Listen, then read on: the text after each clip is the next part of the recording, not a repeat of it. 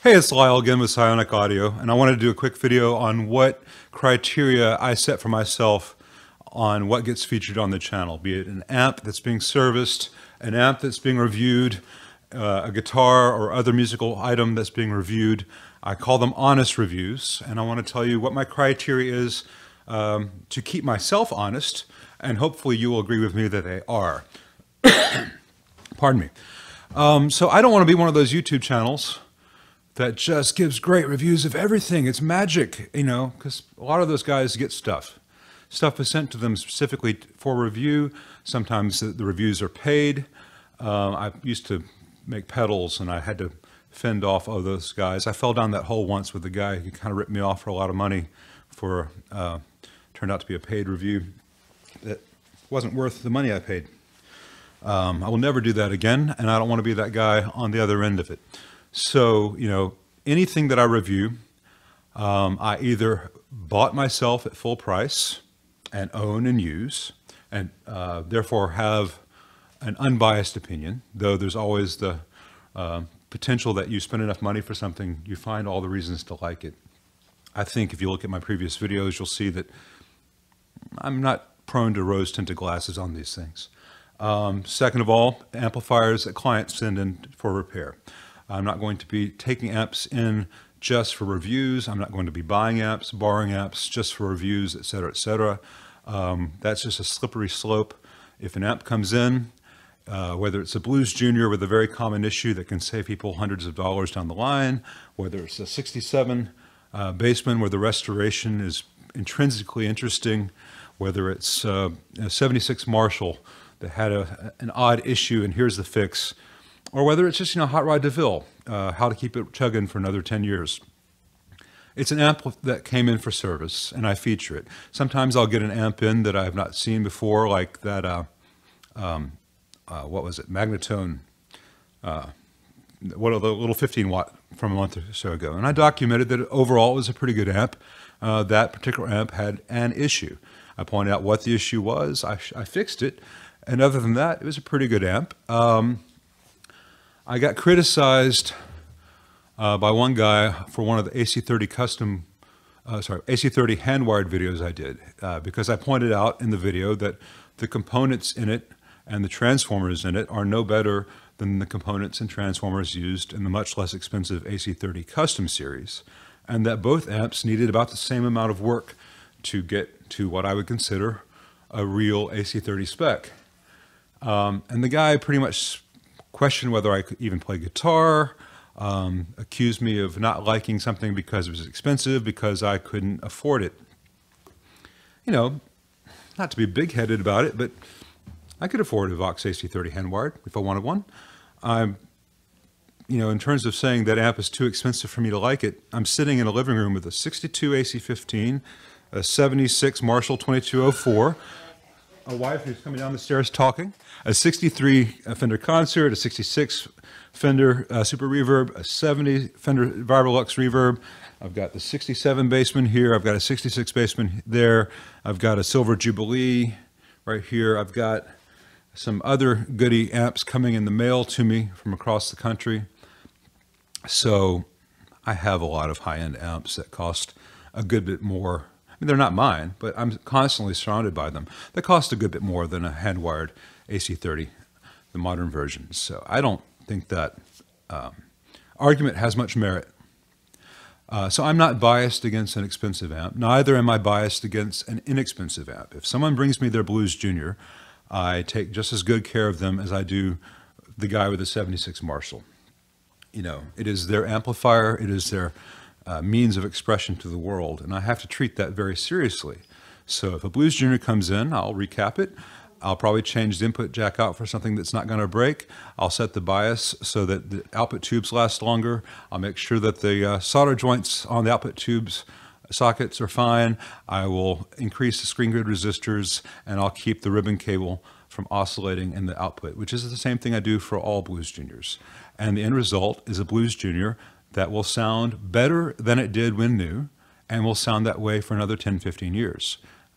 I take that whole process just as seriously as I do restoring the 67 Bassman or the Marshall or the insert amp here. So next thing, slippery slope.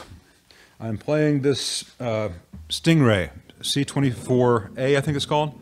Is that what it is? Ray 25CA, sorry, which I borrowed from Art Music because I'm doing a lot of bass amps right now. So I just did an SVT yesterday. I've got 2 SVTs to get to. I've got a bunch of BA 100s and things like that. A couple of TC Electronics bass amps. And I've got this 67 Bassman here. So here you're hearing it in actual Bassman mode. Let's turn the deep switch on.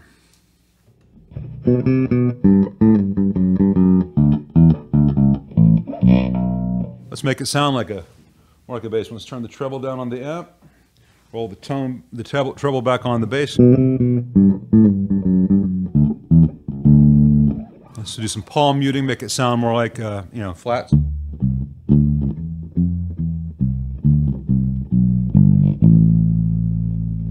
So I'll show this more in a full video on this amp after this. But I borrowed this bass from Art Music. Now, Art Music are who I do local repairs through. So all the all the amps that come to Art Music for repair, I'm the guy in Memphis who does that. I also have amps being sent directly to me from across the country and sometimes internationally. But in Memphis, I do all the work through Art Music. I've been friends with Eric Martin for over 30 years. We're friends, and we have a business arrangement.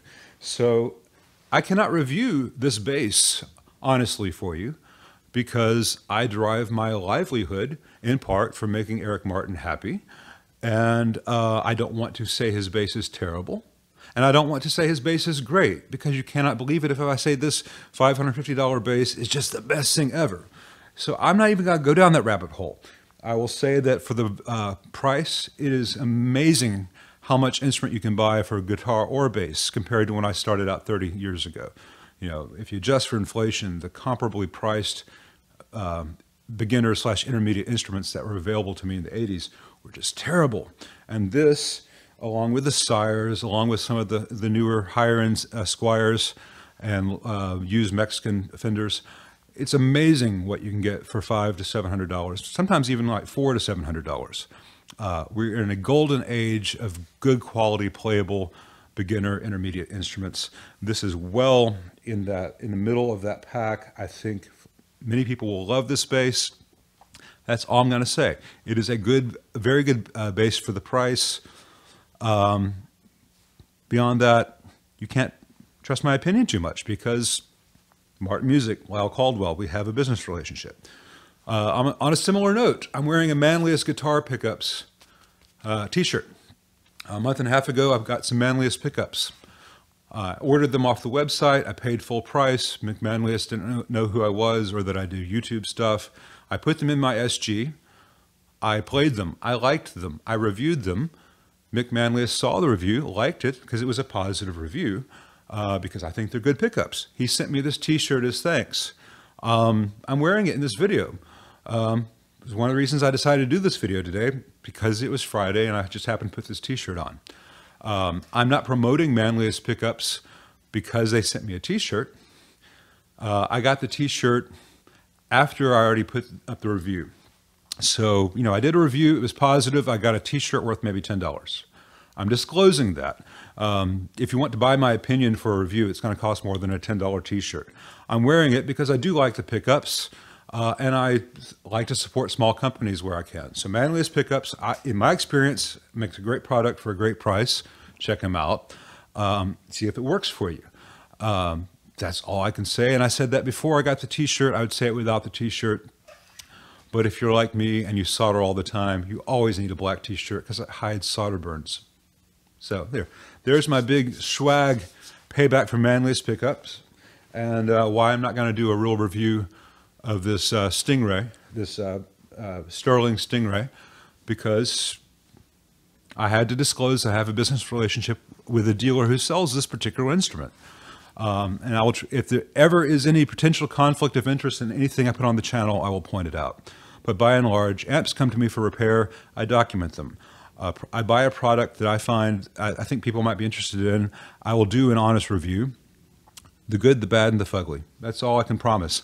But I will never take anything for free or be paid to do it because I don't want to play that game. That's just not my life. If I wanted to sell used cars, I'd sell used cars. There's always a job opening somewhere for someone slimy enough, you know? I just had this vision of like 1,800 used car salesmen writing in the comments right now. So, yeah, I figure if you sell used cars, you've heard everything. You're tough enough to take it. So, anyway, I'm going to go back to testing this bass through this amp, and I'll document this in another video.